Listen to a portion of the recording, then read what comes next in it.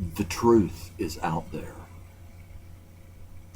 Welcome to today's episode of Collector of Stuff. Today I want to talk about one of my favorite TV shows, if not my favorite TV show of all time, and that is The X-Files. Yeah. I don't know how many people out there are X-Files fans, science fiction fans, alien conspiracy fans, Gillian Anderson fans. Yeah, you get the picture. X-Files was a fantastic TV show. If you are not familiar with the X-Files, never really got into it, maybe you weren't around then, just as fast as I can, here's what the show and the stories were about. Basically, Fox Mulder was an FBI agent, and as a young boy, has memories of his younger sister being abducted, and she was never found. He believed that she was abducted by aliens. Now that he's a special agent with the FBI, he is assigned to the X-Files, which are the FBI's caseload of unsolved mysteries, unexplained phenomena, those kinds of things. That's what he's assigned to investigate. And he uses those resources to not only investigate his sister's disappearance and abduction, but also what he believes that is a worldwide coming alien invasion and a conspiracy that is being covered up by all the governments of the world that have joined together to hide this truth that there are aliens among us and aliens that are coming to invade planet Earth. In the pilot episode, he is given Agent Dana Scully to be his partner. Dana is a doctor and a scientist, and she has been assigned to debunk his theories and report back to the powers that be. However, as the seasons progress and the show progresses, not only does she see that her science does not provide answers for so many of the unsolved crimes and cases that they investigate, she also grows in her spiritual faith and begins to see that there is truth to this coming alien invasion and conspiracy.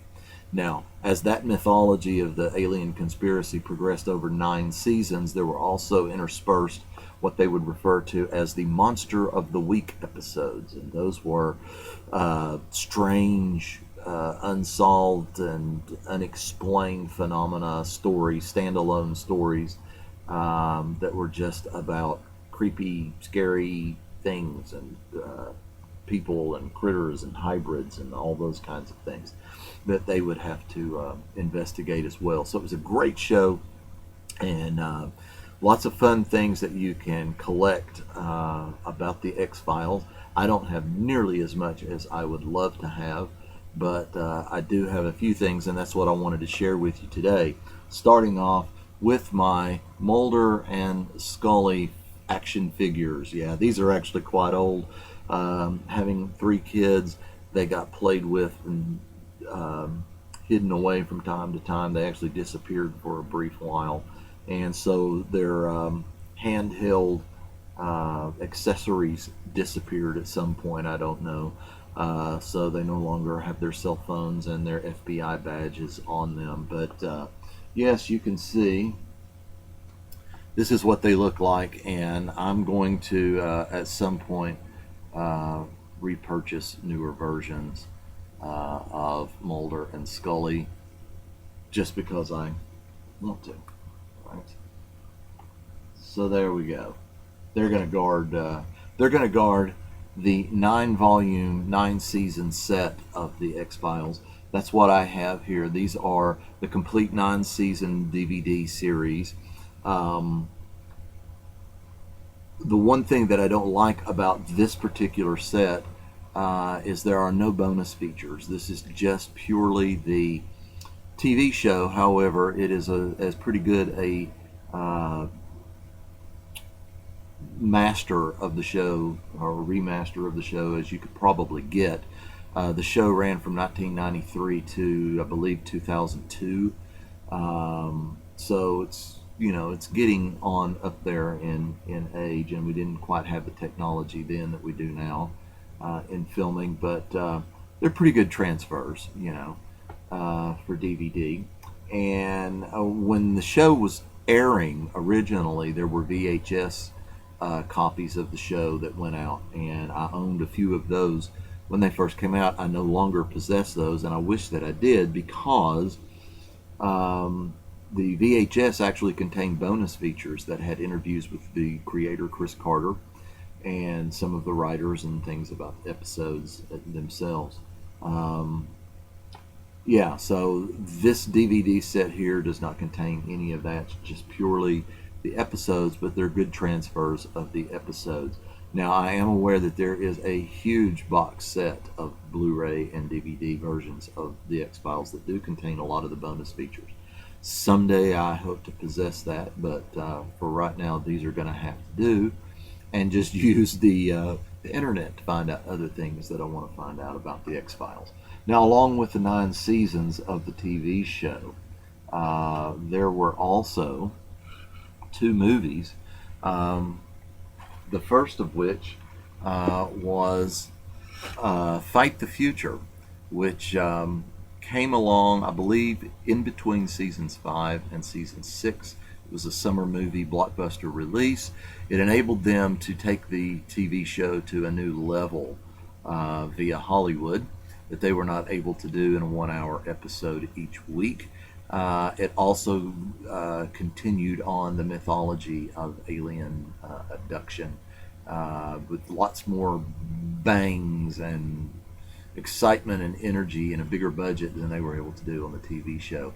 But it was important that season 6 picked up on a lot of things. It started off on a lot of things that were discussed and revealed in the movie. So it's very much a part of canon. It's very much a part of the X-Files show in general. You really miss out on quite a bit between seasons 5 and 6 if you don't own the movie or are familiar with what's going on in this. Also, as I said, the TV show ended, I believe, in 2002, and some 6 years later, in 2008, we got the X-Files I Want to Believe. The less said about this movie, the better. Yes, it continued on with Where Are Mulder and Scully some years down the road, and continued on with the alien conspiracy and where we were as far as the countdown to the invasion, blah, blah, blah. However, it's just not a good movie. There is some measure of action and all of that, but it doesn't come anywhere near to the first movie, and it doesn't come anywhere near to the TV show, in my opinion. Very poorly made, and I own it because I want to be an X-Files completist as far as what is available in the whole mythology and all of that stuff. So that is the reason that I own it. I've seen it 2 or 3 times, and it seems to get more boring each time I watch it. So, yeah, not a big fan of that. By the way, also for those of you that were unfamiliar with the X-Files, their creator, Chris Carter, was a big fan in the early 70s of a show called Kolchak, the Night Stalker. There were actually 2, excuse me, there were actually 2 made-for-TV movies by ABC, I believe. Kolchak, the Night Stalker, and then the Night Strangler, if I remember. I have those somewhere. I should have pulled those out as well. Then there was a TV show called The Night Stalker, and very short-lived. I believe it was 1 season. It was very dark, and for the early 70s, we're talking about 72, 73, somewhere in there. Kolchak was a newspaper reporter who was fond of investigating monster reports, monster sightings and stories and things like that, and unexplained phenomena as well. And so Chris Carter was a big fan of that show in the early 70s, and that was the jumping off point some 20 years later with the X-Files story. And so I think the world was much more ready for a darker show like that in 93 than they were in 73 or 72, whenever those when the Night Stalker first appeared.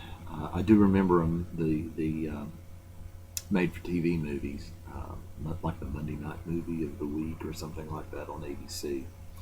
But anyway, so that's a little bit more background about the X-Files. What else do I have besides the DVDs? Well, this is a wonderful coffee table book, the X-Files, complete X-Files, behind the series, the myths, and the movies. It is a wonderful full-color book.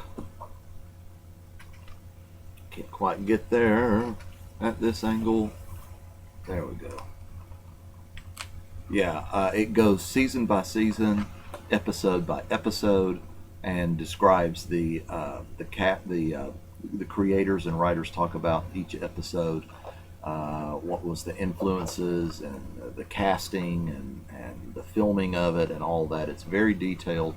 Lots of full color photos, as you can see.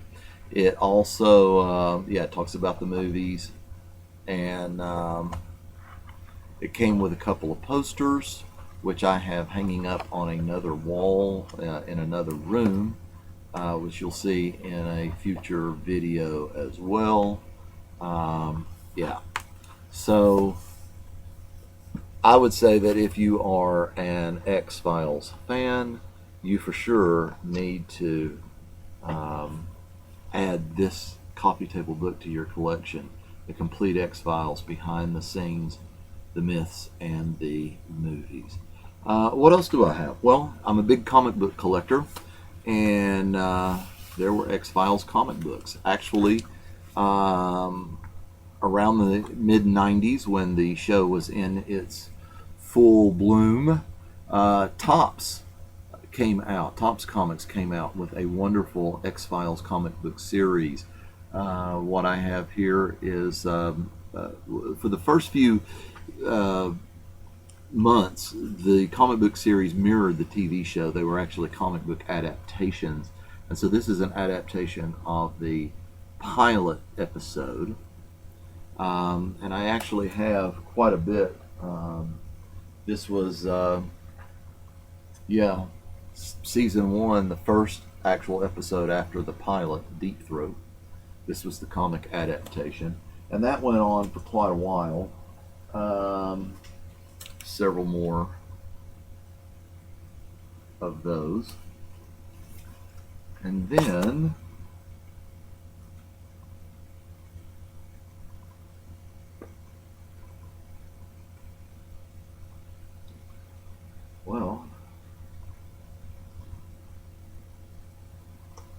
there we go. There were several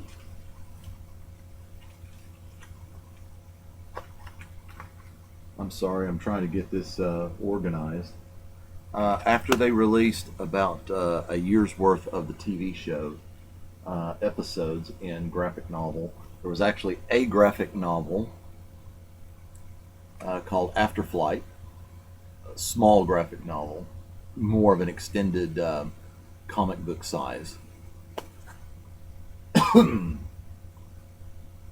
then there was a 4-issue mini-series called Ground Zero, and this was issue 1 of 4. Issue 2 of 4.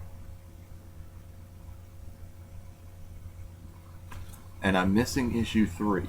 And that's on my to-get list here very soon. I'm going to be looking for that. Issue 4 of 4. And then came the ongoing monthly series by Topps Comics of original stories based on the characters of Fox Mulder, Dana Scully. That's number 2. Again, I'm missing number 3. I'm going to have to look that up, but this is number 4. And so on and so on. And I'm not going to bore you with every issue that I have, other than to say all of these are the ongoing monthly Topps X-Files series. So you can see that's a nice good chunk of books right there. All of that is my collection of that series as well. So yeah, Gotta love the X-Files in comic book form as well. And I actually had a couple of fiction books at one time that I bought at a used bookstore, but I traded them back, of original stories, just fiction novel stories of the X-Files, but it was kind of poorly written. It wasn't adult and it wasn't child, but it was somewhere like a youth book. It was kind of in between, but it didn't hold my attention very long. Inside this book here was a little card advertising in 2008 a new X-Files comic book series, by Windstorm, and that was the other side there. And so I have the graphic novel.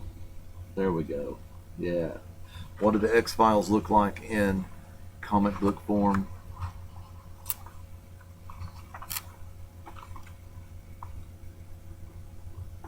You can kind of see a little bit there. Random photos, random pages of the artwork as well. Yeah. So continuing on, stories about the X-Files, Fox Mulder, Dana Scully. Yeah, it's pretty good. I don't think this was as good as the Tops series, and this is actually volume 1. I think there's 2 or 3 volumes out now in this, and I'll eventually pick those up as well. But in addition to that, Checker Publications has begun re-releasing the Tops X-Files books in graphic novel trade paperback form, and that's what you have here. So these were actually the Tops books being reprinted now.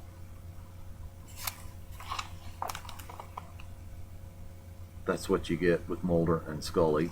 This is actually volume 2 that I just happened upon and picked up. So I'm going to be picking up volume 1 of this as well very soon.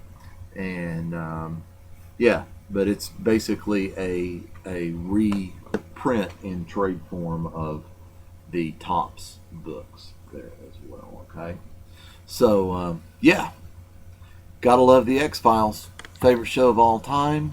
Let me know what you think of the X-Files, and until next time, bye.